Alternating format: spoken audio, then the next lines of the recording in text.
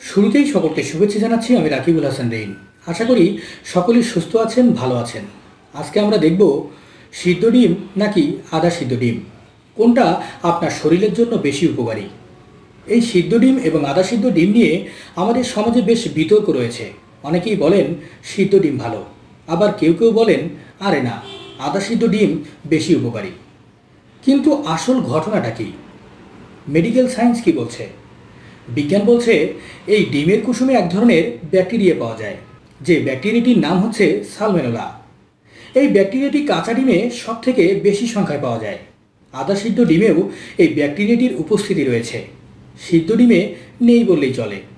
এখন প্রশ্ন হচ্ছে, এই সালমেনেলা ব্যাকটেরিয়া কি উপকারী নাকি ক্ষতিকর?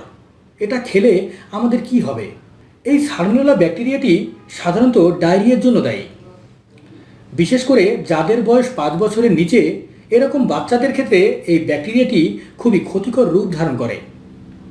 সুতরাং আমরা 5 বছরের নিচের কোনো বাচ্চাকে আমরা কাঁচা ডিম কিংবা আধা সিদ্ধ ডিম খাওয়াবো না।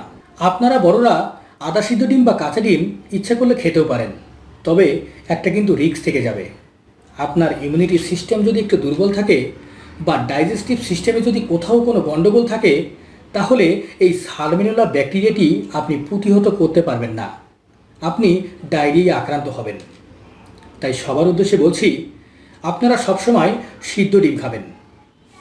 এখন আবার একটা গ্রুপ বলবেন যে অনেক বডি বিল্ডার্স রয়েছে যারা কাঁচা ডিম খান, আবার অনেক বৃদ্ধ লোকও রয়েছেন যারা আধা সিদ্ধ ডিম খেতে পছন্দ করেন। তাদের ক্ষেত্রে কি হবে? তারা কি এই খাবারগুলো আর আজকে থেকে খাবে না? অবশ্যই খাবে, কিন্তু আপনাকে পাস্তুরাইজড ডিম কিনে খেতে হবে। বাজারে বিশেষ করে সুপার শপ দোকানগুলোতে আপনি পাস্তুরাইজড ডিম পাবেন।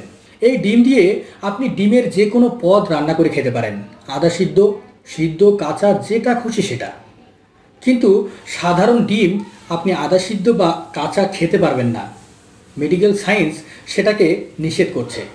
ভিডিও শেষে আমরা একটা সিদ্ধান্তেই উপনীত হলাম, আধা সিদ্ধ ডিম নয় কিংবা কাঁচা ডিম নয়, আমরা সবসময় সিদ্ধ ডিম খাবো, যেটা আমাদের শরীরের জন্য উপকারী। আমাদের কোনো রিস্ক থাকবে না। সকলেই সুস্থ থাকুন, ভালো থাকুন, এই আশা ব্যক্ত করেই ভিডিওটি এখানেই শেষ করছি। ধন্যবাদ।